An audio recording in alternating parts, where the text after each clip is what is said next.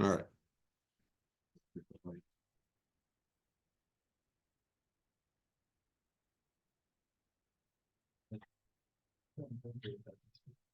It's not, I haven't started. What's that? No homework?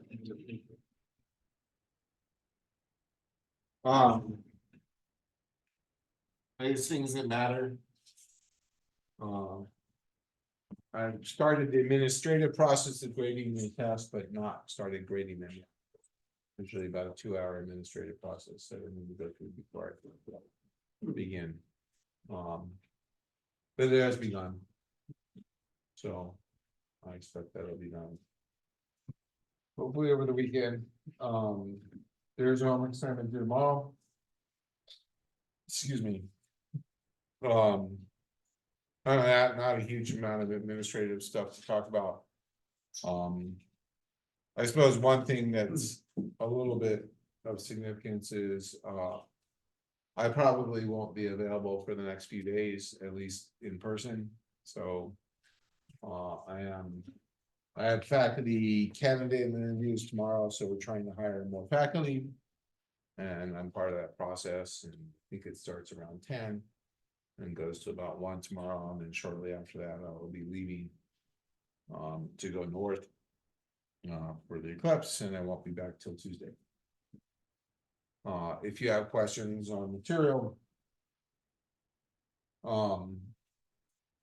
Then, send me a note, we can have a Zoom session if you're so inclined. Or we can try to sort stuff out by email, as we've done before. What else of significance? Thought I had something else to say. There's a hydroponics club meeting today. If anybody's interested in hydroponics, it's down the hall, 5 o'clock. I am actually interested. It's something I wanted to do for a long time, and so I'm gonna go see what they have to say. I have no idea who the club is sponsored by, so. But go see if it's useful. Yeah, How many exams do you have in total? we have 3, 1 for each unit. Including the final? The final is optional. So. Talked about that before, I suppose, now that the final is not in the terribly distant future, it's still a ways off. I suppose I can mention, I don't know if I said this in this class, but I did post in the administration folder the final exam schedule for the whole school, arguably. All the time slots, so you can, if you don't know where to find that, at U Albany itself, I put it in the admin folder. I don't remember what ours is. What room is the hydroponics club in?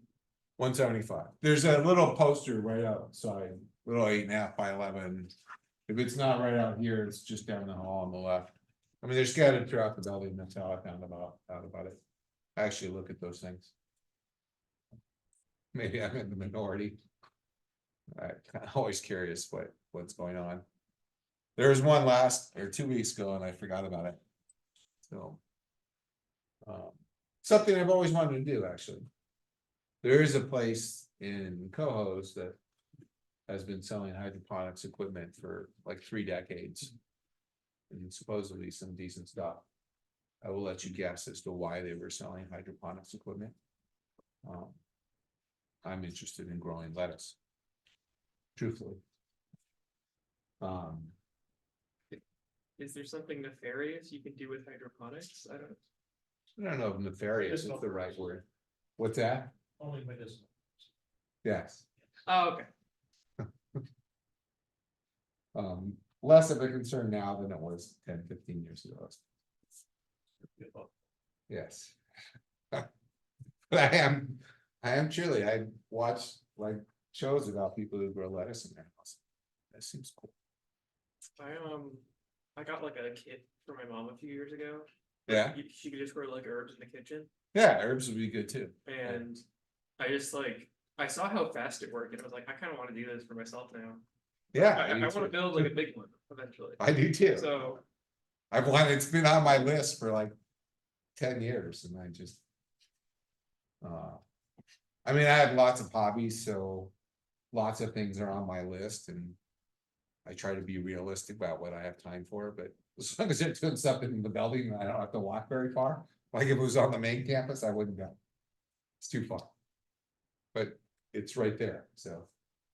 That said, that's not an EMAG thing, though I suppose it is interesting to note that there is a fair bit of EMAG in. Indoor farming, so I don't know if anybody has studied this at all.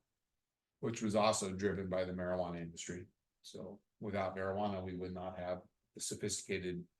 Indoor farming as we do now. That's true, I mean, there's no doubt about that. But indoor farming now, of course, lots of fruits and vegetables, or not, I'm not sure as many fruits, but lots of vegetables come out of indoor farming. And there's strong drive to do it more for various reasons, other than the fact it's extremely expensive. It's much more expensive than outdoor farming. But one of the interesting things is they've studied light impact. At various frequencies on farming, and they have actually figured out, you know, that the sun is not. I mean, this is kind of a tricky thing to say. Sun is not necessarily an optimal deliverer of energy to plants. That if you actually change the spectrum and deliver certain frequencies more intensely, you can have stronger plants. I mean, whether that's natural or not, I suppose is open to debate. And so when we're talking about that, we're talking about, you know, different light levels. We're talking about electromagnetic waves, which is essentially what we're talking about for this remaining year. Yeah. Is that why there's like the purple lights are associated with the indoor farming for that? Yeah. That's where that comes from? Yeah, I think some of that may be a little bit of UV for, because purple is on the border of UV. And UV is supposedly kind of sterilization type thing in terms of microbes, not in terms of killing plants. So, but yeah, so I've read about that too, where you go out to Arizona, like the whole horizon looks purple because of all the growth things out there, and you are using a purple light source. And I've heard about a couple places in this area, or in New York, but I've never driven past that. Has anybody seen that? Supposedly my cousin works in this area. And she was talking about it, and I can't remember where. It's like a couple indoor farms that aren't far, and yeah, there's of course a consequence, because people that live in that area don't necessarily like a constant purple light at night. So we like darkness at night, and you know, indoor farm that's lit all the time is disturbing. I can attest to that because my street light is right outside the bedroom, so my bedroom is never dark. And I don't like that. But the city would not be amused if I went outside and shot out the street light, so. I have not done that. So. Yeah, I don't know specifically what frequencies are important. I just know that they study on it. They have done a lot of studies on it. And it's supposed to be some ongoing. And I just mentioned this, but my cousin works in that area. She has shared a lot of information with me, much of which I've forgotten. So if I don't write it down, I don't internalize it. Same thing in class. All right, so kind of moving forward, I suppose, with regard to EMAG. I know we just had a task, but are there any questions? Everybody's good? 6, 8. We're down 3. So I do want to kind of revisit something we've already talked about, inductors. But I'm going to do it in a slightly different context. What's that? Oh, yeah. So, where you are? Yes, it's ESP time for everybody.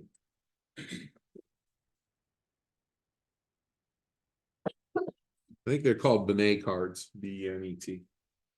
Is it a wavy line? Is it circles? Anybody take an ESP test?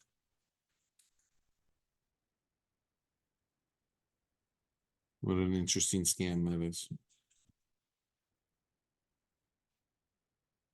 So here's I thought You never seen that like on movies and stuff where, ESP was like extrasensory perception. It was like a yeah, so, telekinesis thing. I mean, ESP, I suppose, is a broad category, but. You know, if you hold up cards, you know, I'm looking at the cards, can you read my mind and tell me what I'm looking at? Okay. You've never seen that? I didn't know that they did tests for that. People that want to believe in ESP do. Yeah. So. No. I think the cards have a name. They're like Benet cards or something like that. I can't remember. Why are we not? Listen. So here's a high mu material.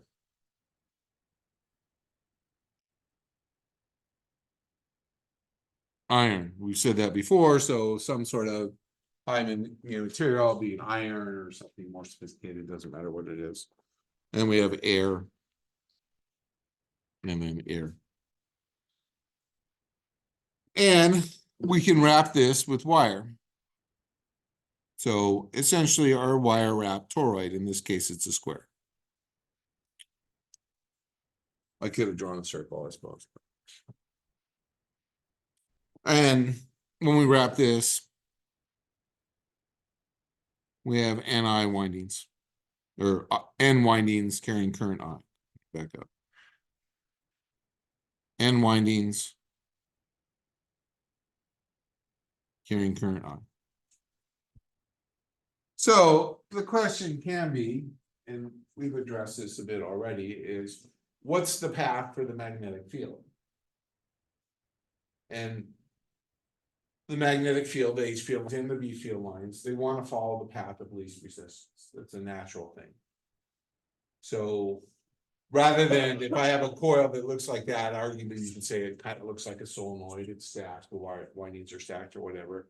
But the field lines aren't going to go out like they did in our laboratory experiment last week. They're not going to go everywhere. The field lines are going to be constrained.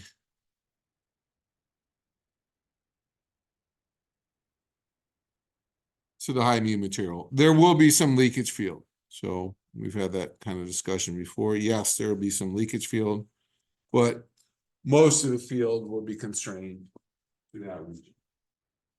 And I can do Ampere's law. Yeah.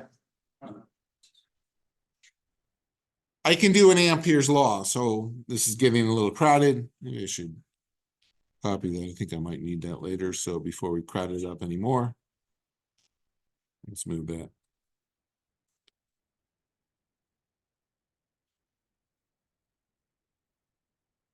And so I can do Ampere's law. I can pick one of these loops. It doesn't really matter which one. And we're going to do some approximation here. I can kind of shade this in. Let's use a different color. What's a good color? One we're going to see.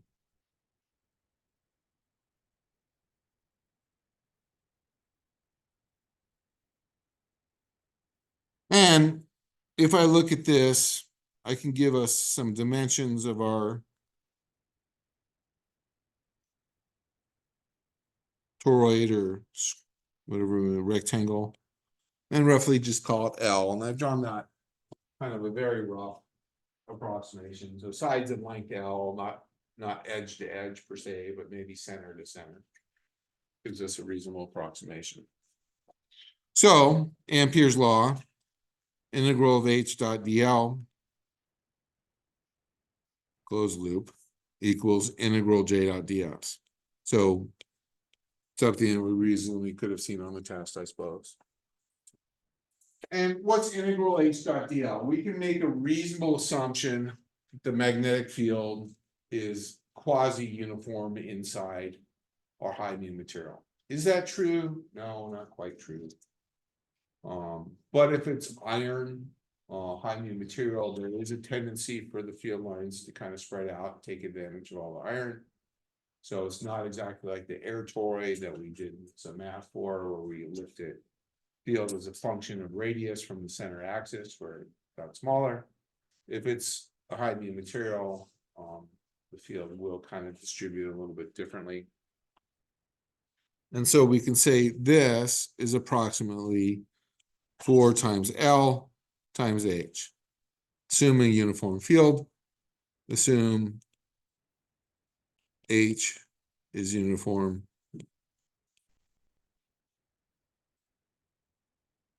In the geometry. In the iron.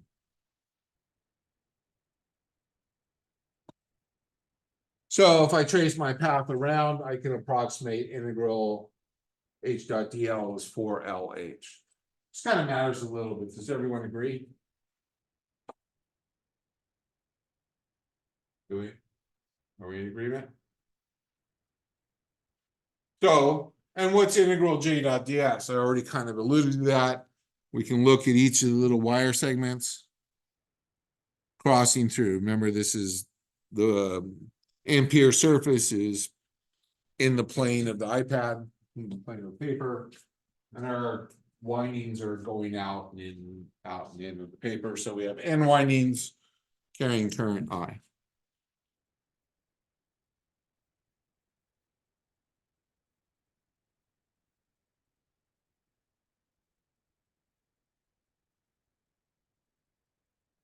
So there's our kind of simple calculation for the H field.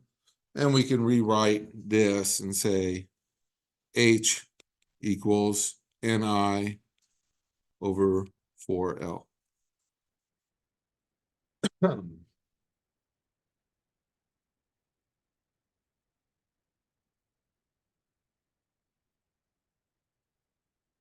And then we can do a straight up calculation for B, again, assuming linearity. We can say B equals mu Ni over 4L.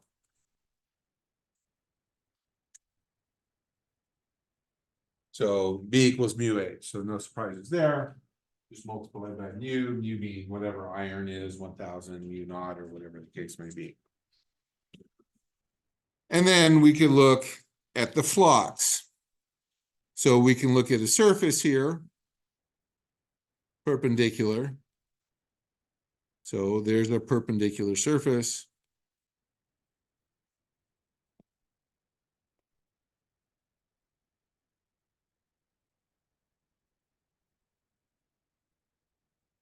Perpendicular to H and B. Maybe I should squeeze that in, move this over to B surface.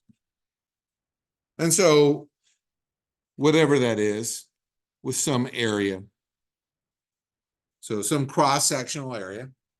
So this square toroid, or whatever we want to call it, has some depth into the paper, some cross-sectional area associated with it.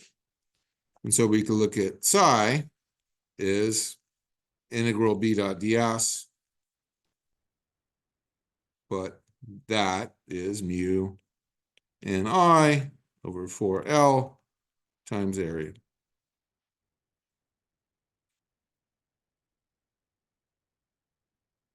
So again, kind of just applying things we've done before with a lot of rough approximations. That said,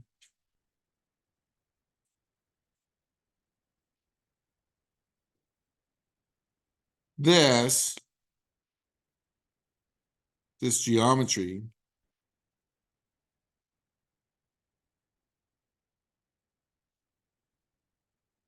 can be treated as a magnetic circuit.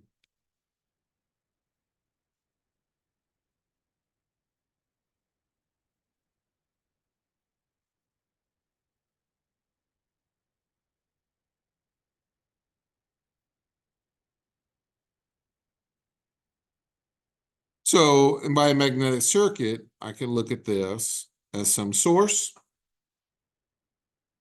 I'm gonna do it as a DC equivalent circuit since we're talking about statics right now. So some plus minus. And then wires that don't count. And something that looks like a resistor, but is not. And this is called MMF. This, usually written as a cursive R, is reluctance. But it looks exactly like a circuit we saw in circuits. And there's an Ohm's law type of relationship. So MMF is our source. We'll write that down officially in just a second. Reluctance is equivalent to resistance, kind of drawn the same way. If we have an Ohm's law relationship, we have flux traveling around our loop. So magnetic flux in this case. Sorry. So, let me copy that.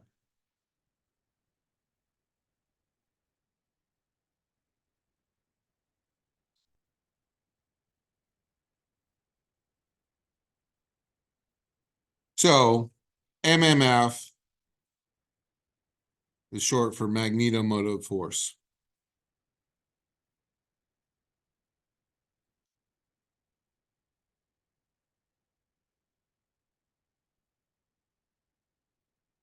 You may have, in physics two, I don't know if you saw this or not, but you may have heard EMF in physics two, electromotive force, and we will talk about that as well.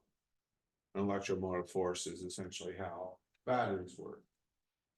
But magnetomotive force is kind of a transition concept and used in circuit analysis associated with certain transformer characteristics and certain types of motors as well. Reluctance is comparable to resistance in a magnetic circuit. We've already said this, but to write it down.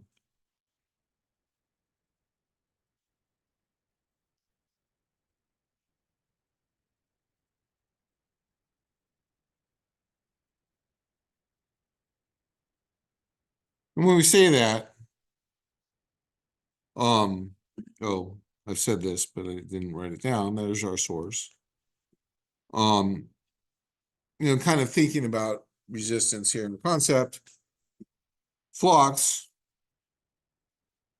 using a phrase we've said before, wants to take the path of least reluctance. So just driving the point home that if we have a magnetic circuit or a resistive circuit and we have multiple paths, then in a resistive circuit, current wants to take the path of least resistance. In a reluctant circuit or magnetic circuit, flux wants to take the path of least resistance. And the path of least resistance usually corresponds to the highest new material. There's some other factors. Yeah. Is it what's that word? Or, oh wait, flux Flux ones, okay. wants to take, handwriting getting that bad? I'm worried about that. Is it bad? Thought you were nodding your head. Yes, it's getting pretty bad. And flux is analog is current.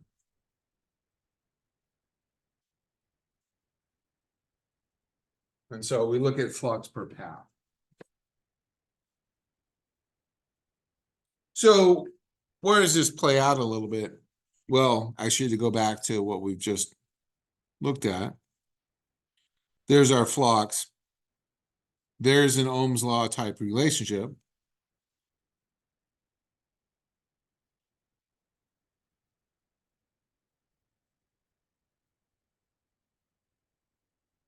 Where MMF is the reluctance or the flux times the reluctance. So essentially voltage equals I times R. V equals I times R. And there's our parallels. Source, flux and current, reluctance and resistance. So in our circuit, MMF is N times I. So the number of windings times the current that drives our flux. So it's essentially integral J dot ds, if you want to prove that.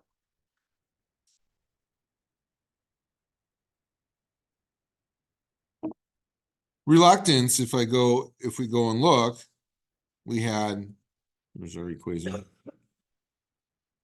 We had our flux, U and I, having looking at our math, U N I over 4L times area. And I suppose I should emphasize 4L was the total path length of our H field. It was an approximation, of course. We can look at this and say, all right, reluctance is effectively MMF, just taking that Ohm's law equation over the flux. And we wind up, of course, with Ni over mu, Ni over 4L times area. And we see some cancellation going on, so Ni, Ni. And we wind up with total length. I'll just write length here, which is 4L in this case, over mu times area. And we notice some similarities here. So when we looked at reluctance, and copy that.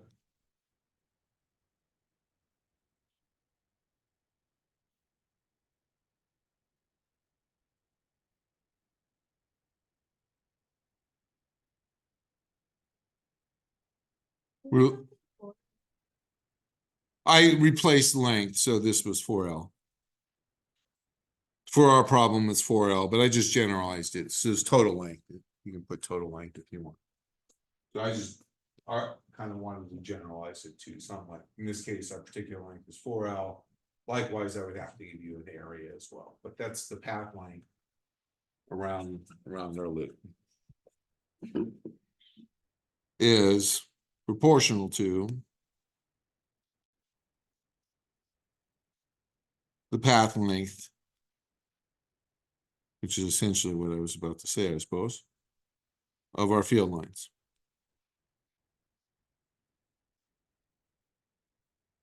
And inversely proportional to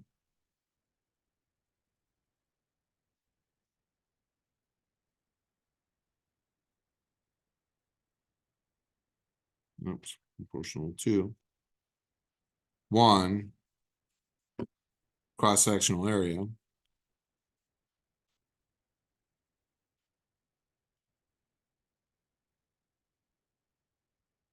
into the permeability.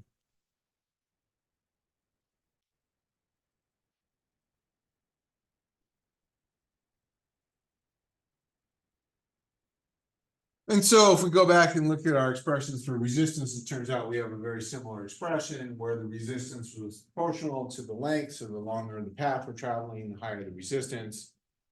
The larger the cross-sectional area, the lower the resistance. And in the case of resistance, was inversely proportional to conductivity. So the larger the conductivity for a resistor, the lower resistance. In this case, the larger the permeability of the material, the lower the reluctance, giving us a lower reluctance path. And I guess arguably that's possible.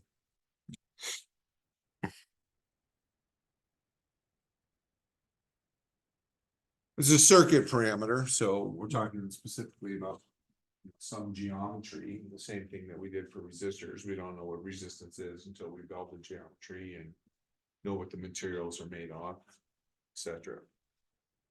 So looking at our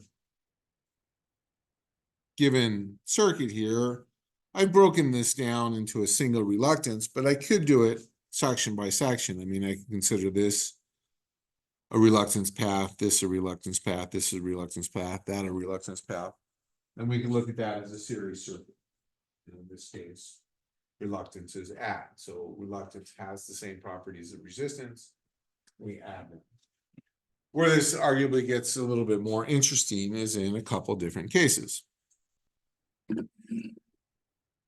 One, in a case that kind of matters a little bit is, all right, let's grab our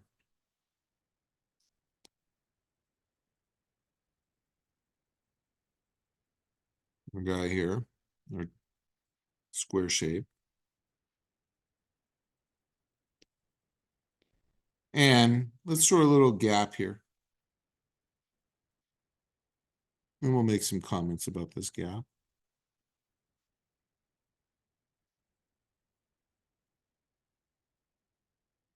So air gap.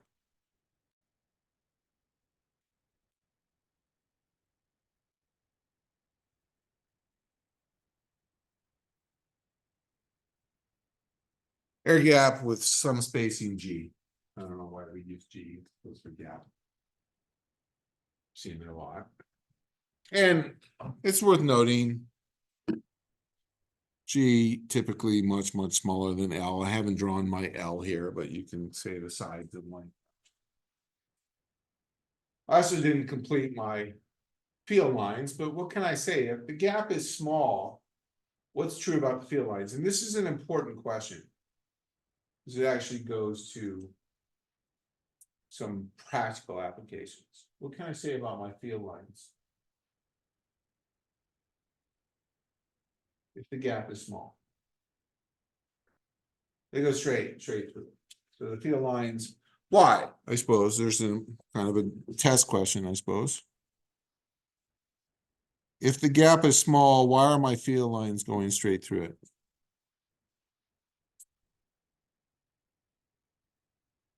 Yeah, we have normal continuity of the B field. So the field is coming in arguably perpendicular to the gap. And we have continuity of the B field. I suppose I can do a little aside. If we have a non-trivial gap. Oh, good. Stop.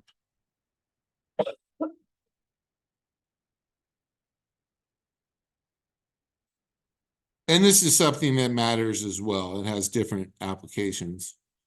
So if I do a non-trivial gap, and I'm just going to draw part of it.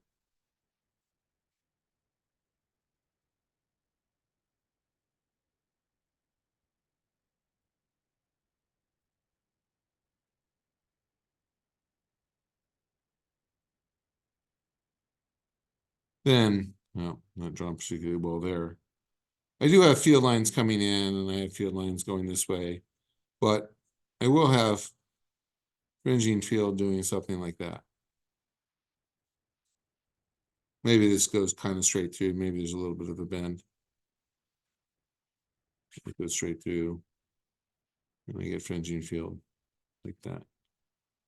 Fringing field, fringing becomes more significant as the gap spacing increases.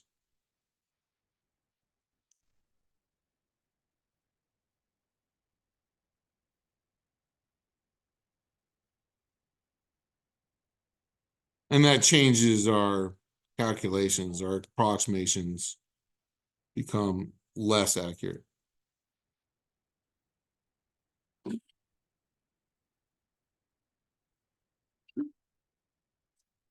In this geometry, we're looking at almost no fringing field. So the assumption is fringing field is negligible.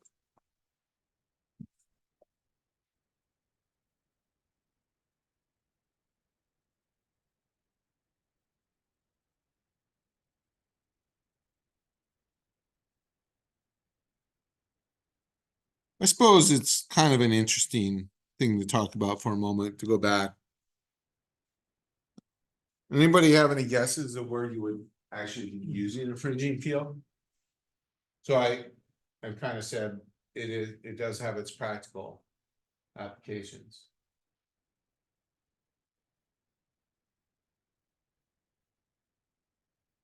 So this type of thing is used in non-destructive testing. So if you're coupling to, if I have another piece of metal that's kind of parallel on the right there, and I'm coupling to it and I'm looking for defects, like if the metal I'm coupling to has a crack in it or something like that, the inductive response will change in the presence of a crack. And it's non-destructive testing because I can use this as a probe without cutting something open to see what's inside. And so this is, I mean, not exactly this geometry, but something along these lines. I can't say the geometry was, again, a little bit different, but when I was looking at graduate schools, if I had gone to Carnegie Mellon, this is what I would have been working. So they had sent me some work on the proposed project that I would have gone. And it had to do with, it was a more pointy thing, so. It looked like this, but we were looking at fringing field and. How that coupled to materials and kind of using it for a non-destructive testing. Methodology, so. The field, the fringing field, when it. Interacts with another magnetic material that's close by, how it behaves depends on. The characteristics of that other material, and if you're looking to see whether the surface of that material has cracks in it or not, the fringing field will change shape. Which overall changes the inductive response. In this case, doing something a little bit differently, and I'll talk a little bit about why this has some practicality as well. But when I look at this, then I can look at this as a magnetic circuit. So I can do this as a reluctance circuit.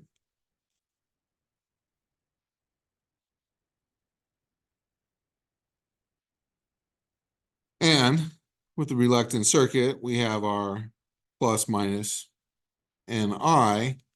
And I suppose I can pause for a second and say, what do you think the reluctance / resistive elements are here? So how would you potentially model this as a reluctance circuit? I mean, without numbers or anything or equation. What would you do? I mean, again, think of this as a resistive circuit, but now translating our magnetic circuit to a resistive circuit.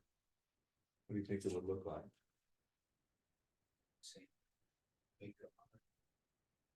I mean, yes, not quite how I would describe it. I would look at this as two resistors in series. So we have a magnetic material. Ultimately, the effective equivalent reluctance is larger. So as you answered. So I would look at this as some reluctance. And again, we can draw this a number of different ways. But here's reluctance of iron. And here's the reluctance of the gap. And so when we look at that, we can actually, there's some important implications here. And those of you who are interested in the electric machines class, we actually visit this quite a bit more. We can look at the reluctance of the iron and say that's approximately, using our equation, there's our equation. If the gap is small, we can say that's 4L. So coming back to our comment there, mu times whatever the cross-sectional area is. I didn't give us any dimension, but the cross-sectional area. So there's our reluctance. And remembering mu is mu r times mu naught. So maybe we should write that out a little bit more explicitly.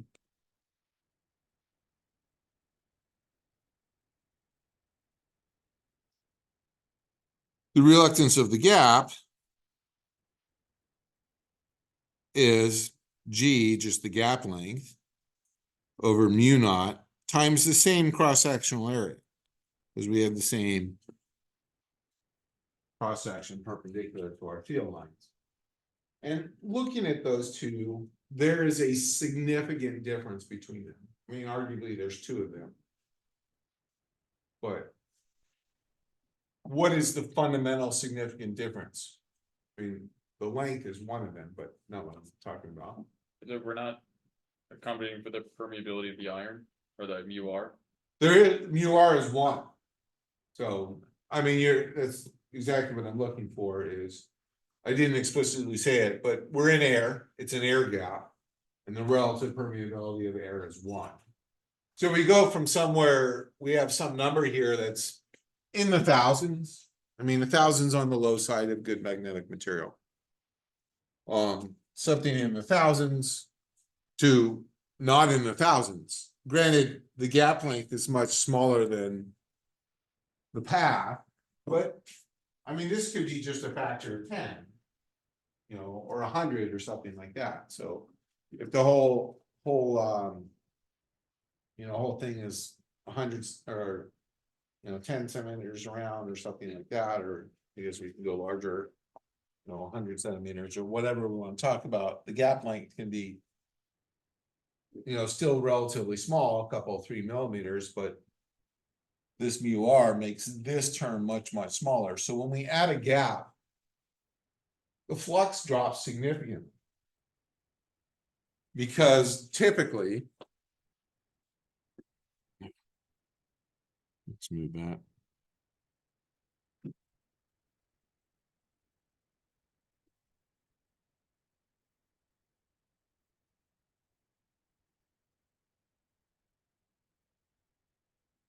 Iron is much, much less than the reluctance of the gap. And as a result, the flux drops significantly.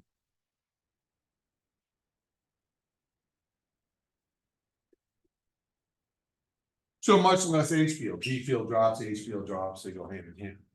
So some small crack or gap in our transformer, if our transformer cracks, it's actually arguably useless. Because the flux drops significantly. And it's something people look at, so. Again, there's a lot of testing done on transformers and. There's testing a couple things, they're trying to make sure that the wire is okay, that the insulation is still valid and all that. That characteristic, but they're also trying to check for defects in the transformer, and then. I've talked to people who've done that type of work and. Kind of trying to find. Predictors of when failure could occur. The transformers, I suppose, go under a lot of stress. So. That said, there are also settings where this is useful. So where, in a transformer, this is a problem.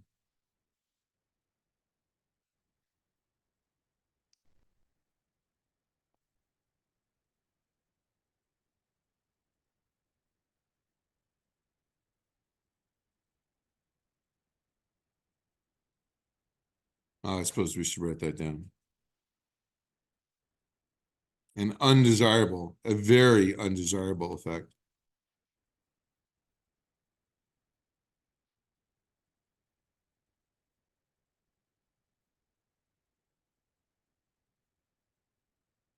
Your coupling drops significantly. We haven't drawn the transformer circuit. We'll look at that a little bit today as well. But it's a very undesirable effect of the transformer if your flux drops. Here, to briefly talk. There are, however, useful applications.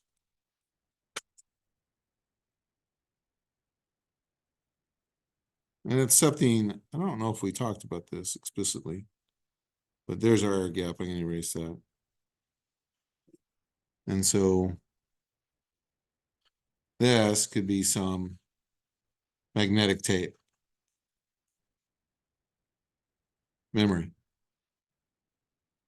So I don't know how many of you have seen old 8-track tapes or VHS tapes or cassette tapes. I suppose everybody else. I know you have, because you probably own some. I did. But does everybody know what I'm talking about? I suppose. What's that? Mm-hmm. Yeah, I mean, typically they're black. I guess I've seen brown. But old VHS tape, thin stuff, right? How does it work? And so it's magnetic material. So I don't know if anybody's watched some of the more stupid movies out there where, you go and put a big magnet next to something to, screw up whatever it is that they have in the vault or whatever. But essentially they're trying to demagnetize the magnetic material. So what would happen here for magnetic tape is, or tape does something like this, and there's some thickness to it, I suppose, but we'll leave it infinitely thin. But we create little magnetic moments at discrete. So these are bits. So this would be, 1, 1, 0, 0, 0, 1. And we can magnetize the tape by flipping our current back and forth. So the tape moves through the gap.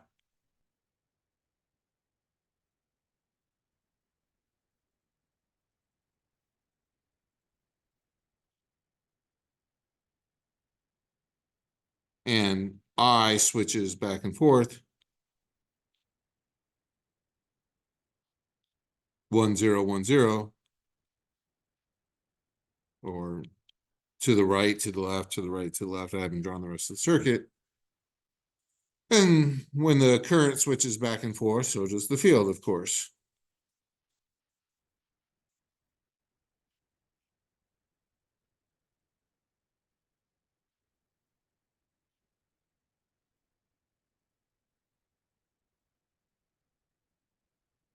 Magnetizing the tape.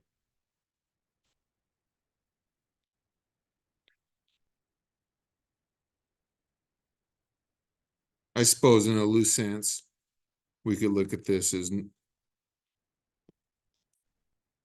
north, south, north, north, south, south, north, south, north, south, north, north, south, etc., etc., etc. And then once we magnetize the tape, then we have another device that can do this. So we send some probe. Yeah, this is a very simple representation, but yeah. Okay, I was gonna say, like, isn't magnetic tape, isn't it analog? Like you. I mean, you can do it either way, so they're. Okay, but you can record analog values. I just wanted to make sure that I remembered that. So I'm doing this as digital. So I have to think about audio tape, but I actually, as I was thinking about this, I was thinking more of hard drives. And again, the field orientation is a hard drive. When we have magnetic storage in a hard drive, it was digital. It is digital. And so we're taking all the little tiny pieces of the hard drive that can be magnetized and orienting the field one way or another.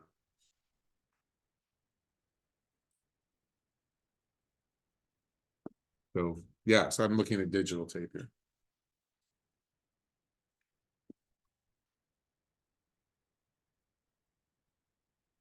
So there's a useful application of kind of it's not exactly a transformer circuit, but something comparable. With a gap between it for the tape to slide through, and then you can magnetize it. There are other ways where we can actually use our fringing field and run tape down here. And then detect the fringing, magnetize it that way. And again, flipping back and forth. So in that case, our north-south would be in the parallel of our surface. Again, something that's screwed up again. Come on.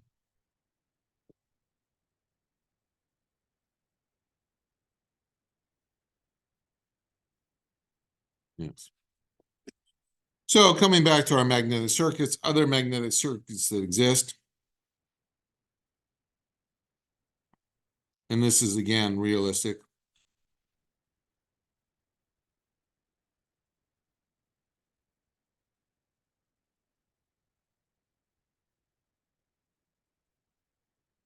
Over a little bit.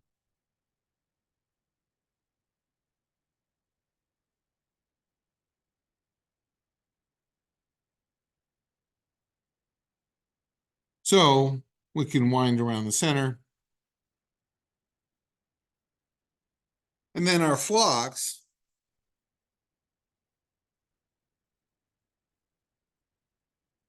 And I'm drawing the arrows a certain way. It doesn't have to be that way. Can take two paths.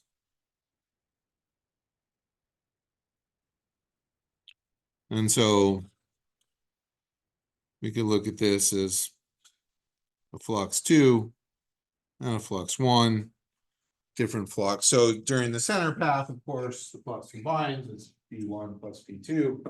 We have a total flux, and then we have separate paths. So if we look at this from a circuit point of view, we can look at this as a source, and I. So whatever our number of windings carrying current I is, there's our magnetomotive force or source, and I. And arguably we could say that the center path is some series resistance, so reluctance center. which can be whatever our height is, so we give ourselves some different dimensions. We can call this some L1. And if we made it arguably symmetric, I suppose, some L2 and some L2. So it doesn't have to be symmetric.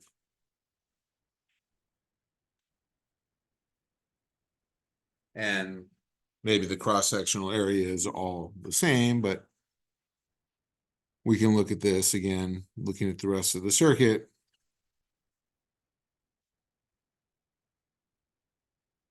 They can do some combining here and call that reluctance left, reluctance right.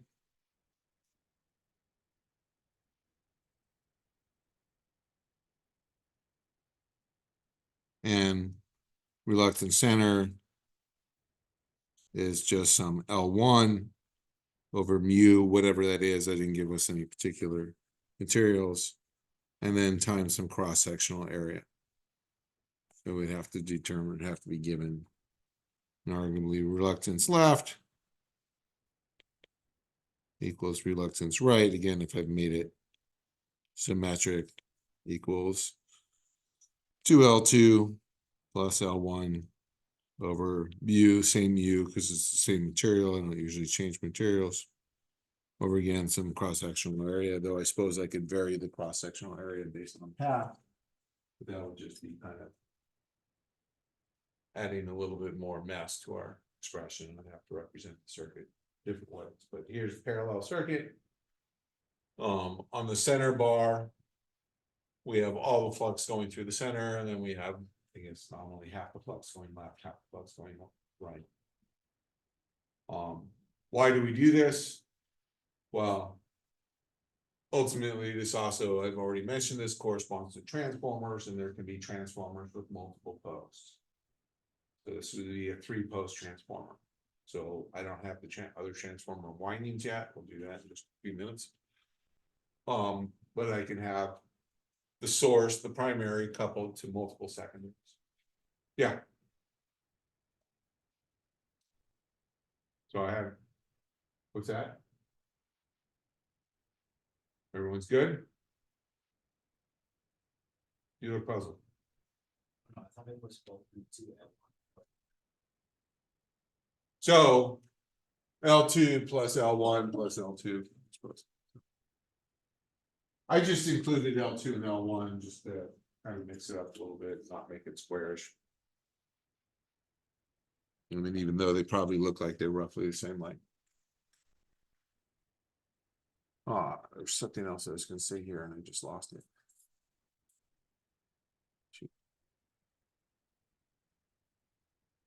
Oh, yes. So where this comes into play a little bit, especially going back to the context of the gap, is if we're going to talk about motors, there are what's called a reluctance motor.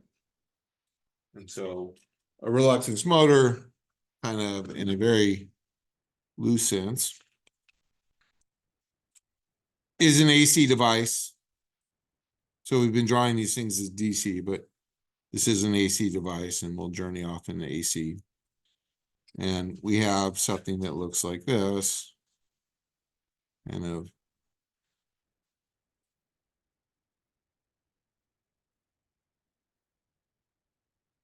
usually there can be more. These are essentially what's called poles. And could have done better. And then this is some new material. So again, some iron. There's windings here. This is called a stator. And it's called a stator because it's stationary. So stator is a big hunk of iron outside the motor. And then we wind up with a rotor.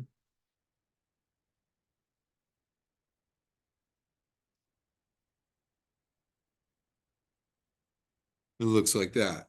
So there's my rotor. It's also mu material and also iron.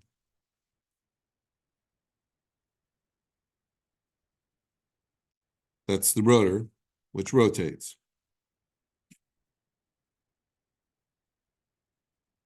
stator is stationary. So the center shaft of a motor, we've probably all experienced, it spins. And it's attached to something inside the rotor that we can't see, usually something like this. But there's a small air gap. As this rotates,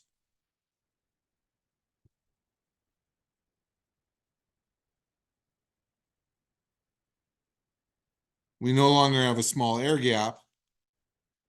And there's a force that's pulling it such that it has the least reluctance. So air gap is an important part of motors. You have to, I mean, why, I suppose it's worth asking, why do you have to have an air gap? Why do you have to have an air gap?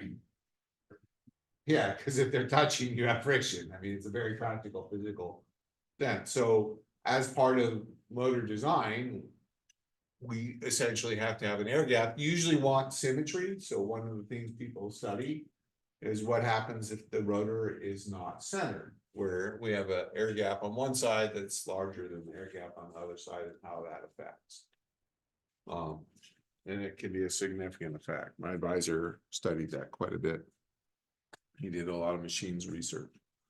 And other deformations associated with motors. So this is arguably a circle, kind of, and what happens if the motor becomes elliptic, like you drop it, you get some warping associated with it. How good of a motor is it still? It'll probably, as long as you don't actually create friction, as long as the rotor doesn't touch the stator, it'll still work, but it may not be as good because you've changed the air gap characteristic. But the reluctance motor, this is a big chunk of iron. What I haven't said is we have field lines doing something like this. And they are wrapping around, so it's a complex relationship and it's better with animation. I do have some links where we can see animations associated with various motors. This field varies. So as I said, AC, in this case, for half the cycle, it's here, and then it's switching here, and then rotates as the center rotor rotates. This is not a particularly elegant drawing. It's here to convey a point. And so this is constantly trying to line up with our poles where we have this field and close the air gap to minimize the air gap. And it's kind of a very loose description of how a reluctance motor works. I mean, induction motors kind of work under similar principles. I suppose DC motors work under similar principles. How they're built is a little bit different. But largely they all have air gaps and they're all trying to line up the various fields. Oops, I wrote reluctance motor. I'm trying to think, I have forgotten off the top of my head where we find reluctance motors. Yes, I apologize, I should have looked that up. Just give you a reference for where you might see that in your life. I can tell you where you find lots of DC and induction motors, but reluctance motors are disappearing off the top of my head. But, oh well. All right. So let's go back to our simple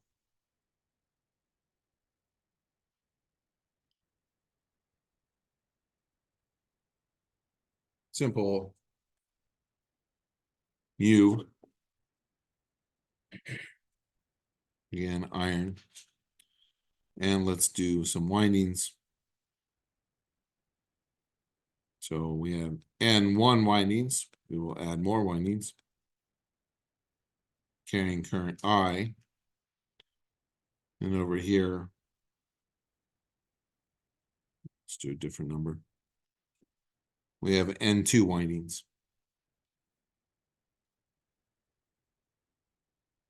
And this is the source side. So going back to some discussion from circuits, we have a primary.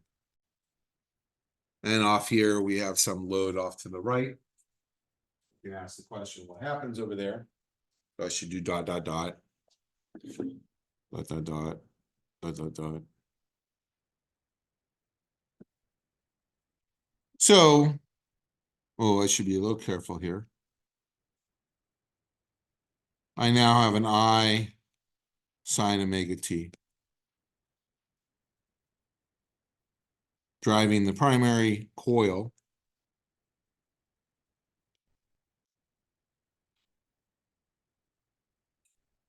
With the sinusoidal.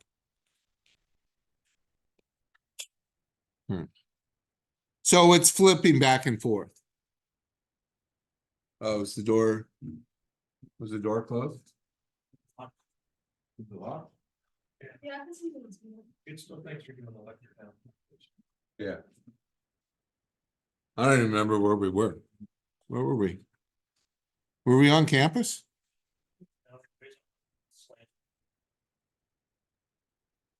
Is that where we went the first day? I don't even remember.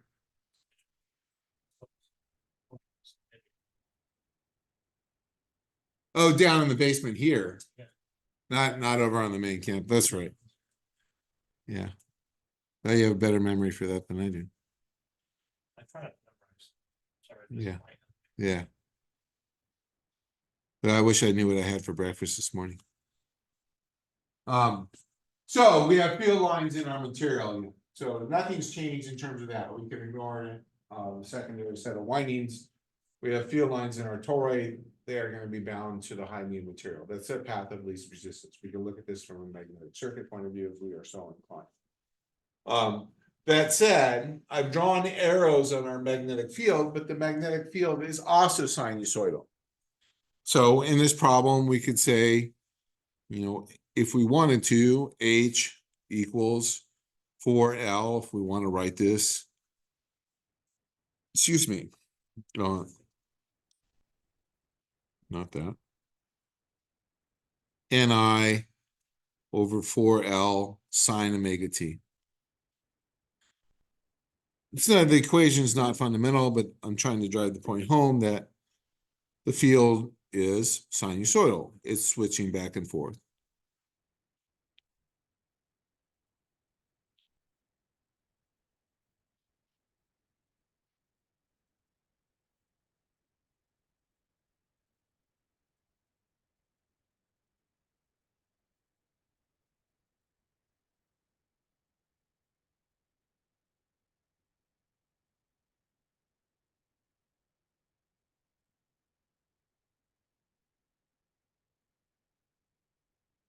So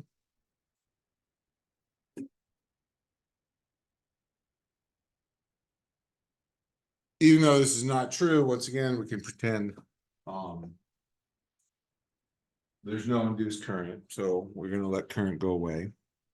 But we can look at Maxwell's equations once again.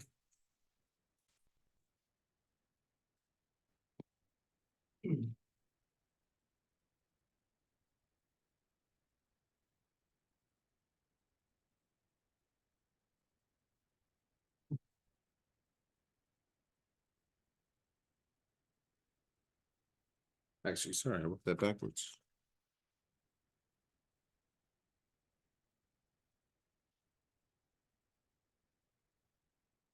Del cross E equals minus partial B with respect to T.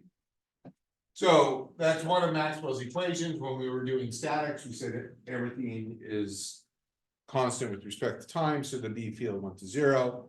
So if you go back and look at old tests, I don't know if I asked you this on our test, but in unit 1, del cross E was 0 because we were talking about electrostatics. Now we're starting to touch on things that change with time. And so if we look at this, we can take this guy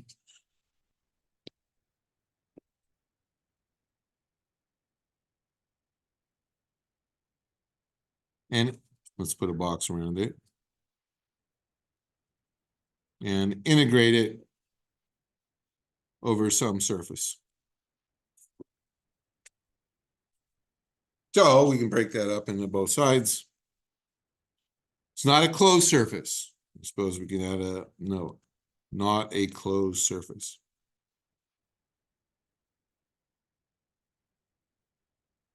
That has implications.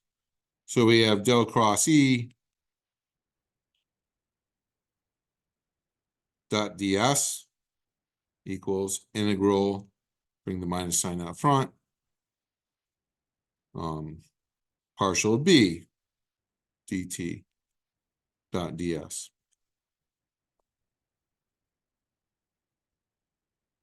Now, this time derivative here, we're going to play with in a little bit more detail, but for the moment, we can pretend that it's just B we're talking about.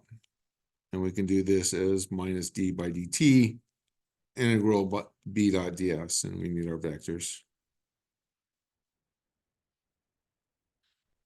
So there's the right-hand side doing a little hand-waving discussion about whether we do the integration of the derivative first. If the time derivative is independent of the surface, then we can bring the time derivative out front. I don't know if he talks about it in any math classes, but there are rules about that type of thing. And we'll look at other options next class. But this is also something we've seen before. So if you go back and think about Ampere's law, we had del cross H dot ds in our derivation, and that did correspond to a closed loop integral H dot dl. So our right-hand side or left-hand side winds up being integral E dot dl. This is familiar to us with a little bit of a quirk.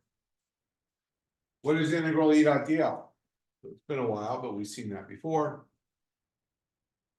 What is integral E dot dl?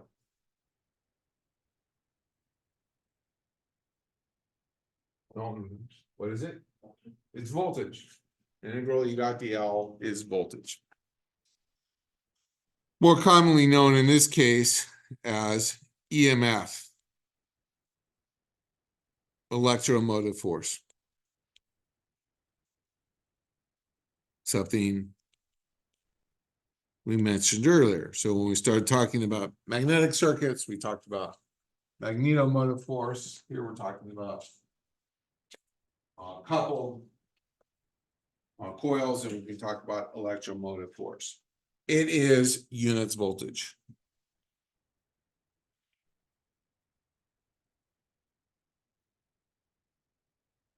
There is a quirk here. So I've drawn that as a closed loop. Arguably, if I do closed loop path for electric field, when I'm finding voltage, what should my answer be? We actually said this in unit 1. If I start, move a path, go back to the same spot, what should my answer be? 0. 0. So if we have a true closed loop, we have an answer of 0. What we're really doing here is cheating a little bit. We're calling it a closed loop. We're looking at something like this. We're pretending that's a closed loop, and we can look at the voltage difference across that. That's a wire loop. That is not connected. So we can measure the voltage there. There's a wire loop. There's some V plus minus. And I have B field lines going through this that sometime later are going in the other direction. And that's why I changed the color. It'll probably be very hard to see that in the notes. You'll have to represent it some way, but the B field through that loop is changing direction. So if I look at this, here's my surface.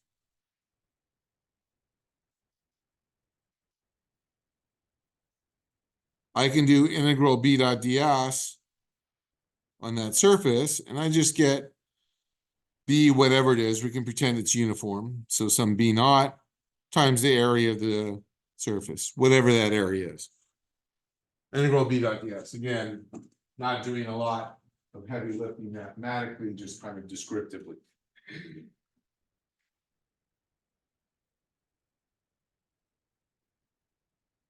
I need to be a little careful here because it's flipping. So I want my sine omega t there. So the field is sinusoidal indicated that a second ago, it's flipping back and forth. So let's put that, some constant. And then some sinusoidal variation. That said, we have minus d by dt out front. So we can do minus d by dt here.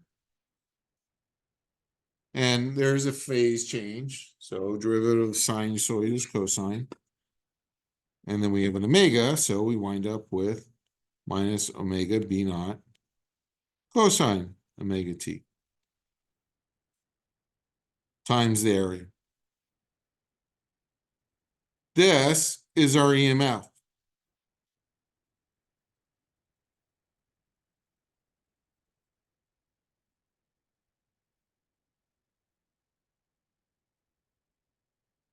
If I draw a field through the surface of that loop and oscillate that field, negative, positive, negative, positive, negative, positive, sinusoidally in this case, and I have a little gap there where I can measure the voltage across that, I induce two things, I suppose. There is a closed circuit. This has to go somewhere. So in order to measure EMF, to measure voltage, I would have to hook up an oscilloscope or something which closes the circuit. So I induce current in that loop. And I can measure a voltage across that gap. It's dependent on the strength of the field and the sinusoid, the radial frequency of the sinusoid. That's a big deal. So, everybody okay with that? Going back to our coil.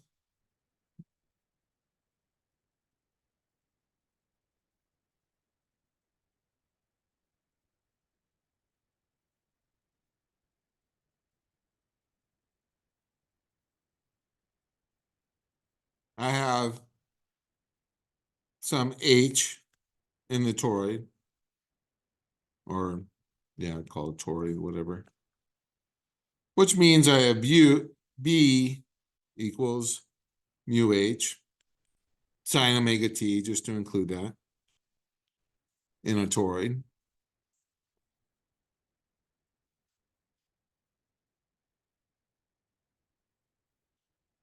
Which means I have a bunch of loops on the right side.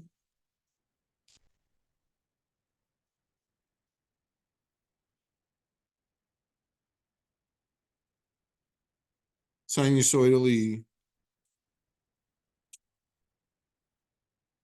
varying B field. Passes through the secondary loops.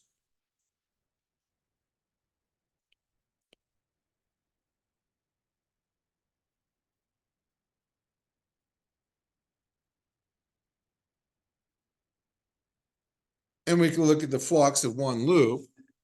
Flux of a loop, again, is mu H sine, a little knot there, just to represent that as a constant. Omega t times the area, cross-sectional area of my toroid, where the loop is. So whatever the area is of these loops over here, and it's tightly wound, essentially what we did when we wound around our toroids last class. And then taking that to the next step.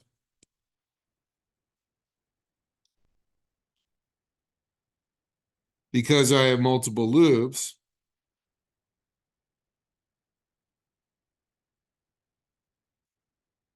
and two secondary loops,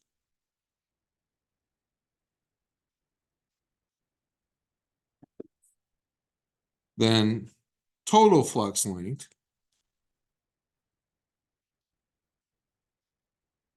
to the secondary, assuming all the loops are the same dimension and everything, is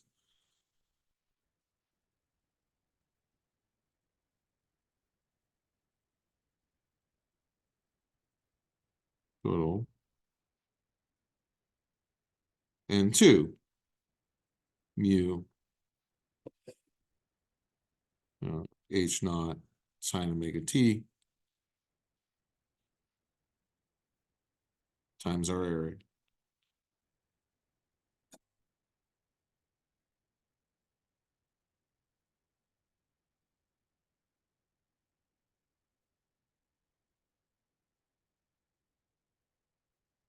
And that can excite a voltage.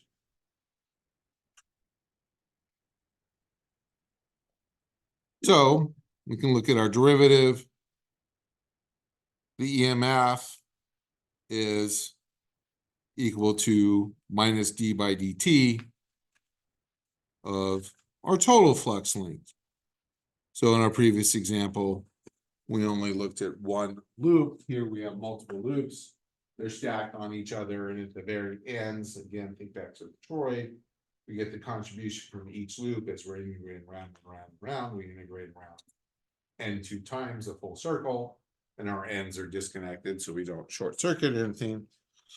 And once again, we can look at this as n2 mu h naught sine omega t times our area.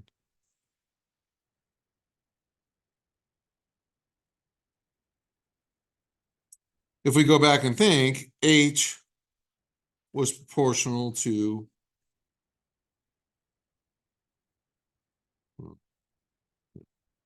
let's back off on that. We can look at a concept called mutual inductance, which is how inductors work.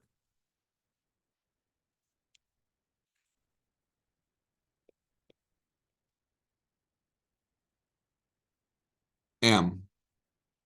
So M is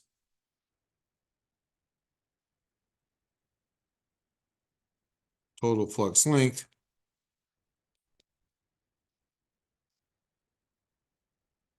to the secondary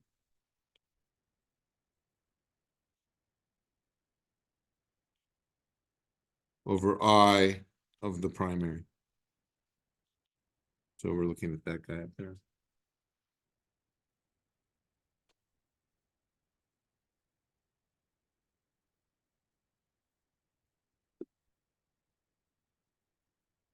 And that comes out of some discussion we had way back in circuits. There was the T model for transformers.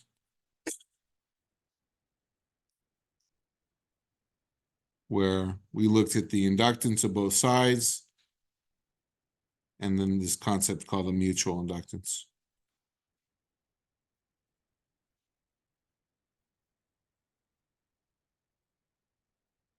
T model. I don't know if anybody remembers that, but if you dig through your circuits notes, you'll see something like that. And the mutual inductance is this coupling between the primary inductor and the secondary inductor. They each have their own inductances. If you go into LT Spice, I assume in LT Spice, maybe not in LT Spice, but if you use the Spice program that I tend to use, when you set up your inductor or when you set up your transformers, you actually set the inductor values. The transformers are designed based on inductor values. And then you can pick the mutual inductance by looking at this coupling factor that we had talked about. And that's relationship between those two. That's a coupling coefficient. And again, we probably brought this up briefly in circuits. The coupling coefficient takes into account things like leakage field and stuff. We ask the question, how good is the field coupling between the two? Ideally, the coupling coefficient is 1. In reality, with good inductors, it's actually pretty close to 1.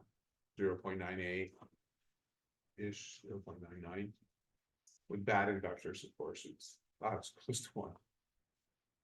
Good transformers is what I should say. So transformers are fairly efficient devices, sort of. There are other loss mechanisms, and we can touch on those next class, just because it's something worth knowing.